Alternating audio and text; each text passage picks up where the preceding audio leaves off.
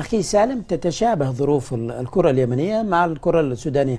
ماذا عملتم أنتم لاحتواء هذا المشكل، الصراعات السياسية وهذا، والحفاظ على المنتخبات والأندية بعيدا عن صراعات الساسة؟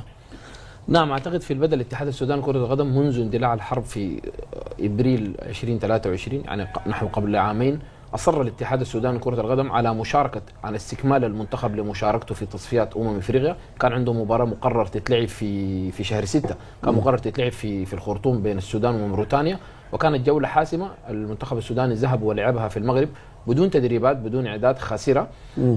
أصر على مشاركة الهلال في البطولة العربية، وكان حينها الهلال سيواجه فريق الصفاقس التونسي في كأس الملك سلمان للأندية العربية، والمباراتين لعبت في تونس للأوضاع السياسية والأمنية في السودان. إيش عمل الاتحاد السوداني عشان بعد ذلك يتفادى؟ قام الاتحاد رتب هذا الأمر بمساعدة ودعم من اتحادات عربية وإفريقية شقيقة من الاتحاد السعودي لكرة القدم، الذي يتكفل بإقامة معسكر المنتخب السوداني في الطائف، وده أعتقد أمر جيد. المنتخب بشكل متواصل نعم. المنتخبات السودانية وليست المنتخب الأول والأولمبي والشباب والناشئين. حتى اسمع بس الناس اللي بتتابع على نعم. اللقاء انه نجح الاتحاد السوداني لكرة القدم أيضا، يعني العلاقات مهمة، علاقات مهمة. نجح في عبر الاتحاد الليبي لكرة القدم، فإن الاتحاد الليبي يستضيف عدد من مباريات المنتخب والأندية في ملعب شهداء بنينا في بنغازي. الاتحاد المغربي استضاف عبر رئيسه فوزي لقجع، استضاف معسكر المنتخب السوداني في المغرب ومعسكر لنادي الهلال. الاتحاد الموريتاني لكرة القدم استضاف فريقي القمة الهلال والمريخ، استضافة من الاتحاد الموريتاني في الدوري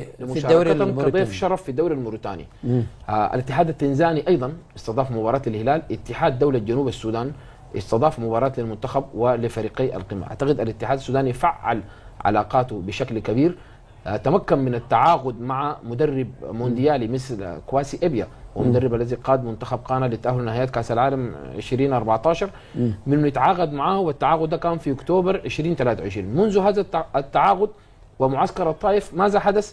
تأهل المنتخب إلى نهائيات أفريقيا 2025 في المركز الثاني، ونافس بقوة في تصفيات كأس العالم مع منتخبات كبيرة، وكان متصدر حتى الجولة الرابعة.